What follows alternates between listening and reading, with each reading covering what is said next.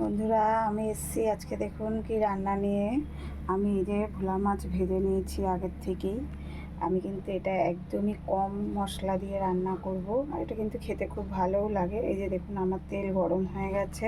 আমি মাছ ভেজে তুলে নিয়েছিলাম, সেই তেলেই আমি রান্নাটা করে নিচ্ছি। আমি একটু তেলের মধ্যে তেলটাকে গরম হয়ে গেছে। আমি কিন্তু পেঁয়াজ কুচি আমার এই যে আলুটা দিয়ে দিয়েছি। একটু ভাজা ভাজা হয়ে গেছে। দেখুন, আমি একটু দিয়ে দেবো অল্প করে একটু কালো জিরে ফোড়ন। আমি কিন্তু তেলের মধ্যে দিইনি কালো জিরেটা, আমি ওই ভাজার মধ্যেই দিয়েছি। তেলের মধ্যে দিলে কী হয়, কালো জিরেটা একটু পুড়ে গেলে ভালো লাগে না খেতে। আমি এটার উপরেই দিয়েছি।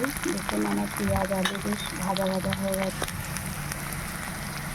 আমি একটা মশলা বানিয়ে রেখেছিলাম, সেটা হচ্ছে একটু জিরে গুঁড়ো, একটু নুন, হলুদ, একটু লঙ্কার গুঁড়ো একসঙ্গে করে আমি জল দিয়ে আমি একটু ভিজিয়ে সবসময় রেখে মশলাটা দিই। একদম গুঁড়ো মশলাটা আমি দিই না তেলের উপরে, তাতে তেলটা মশলাটা পুড়ে যাওয়ারই থাকে। তাই আমি সবসময় একটু জলে ভিজিয়েই রাখি। আমি এবার এটা একটু কষে নিচ্ছি। দেখুন, আমার এটা পুরো কষা হয়ে গেছে, তেলে পুড়ে গেছে। আমি এবার এটা জল দিয়ে দিচ্ছি।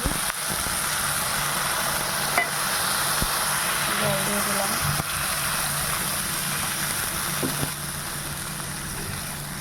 জল দিয়ে দিলাম এরকম। এবার একটু ফুটে গেলেই আমি তারপরে মাছটা দিয়ে দেবো। আমার দেখুন মাছের ঝোলটা ফুটে গেছে। এবার আমি এখন মাছটা দিয়ে দিচ্ছি। পুরো মাছগুলো দিয়ে দিলাম। এটা কিন্তু ঝোলটা খেতে ভালো লাগে খুব। একটু ধনেপাতা থাকলে দেওয়া যায়। টমেটো আমার আজকে ছিল না, তাই আমি দিতে পারিনি। আপনারা টমেটোও দিয়ে দেবেন।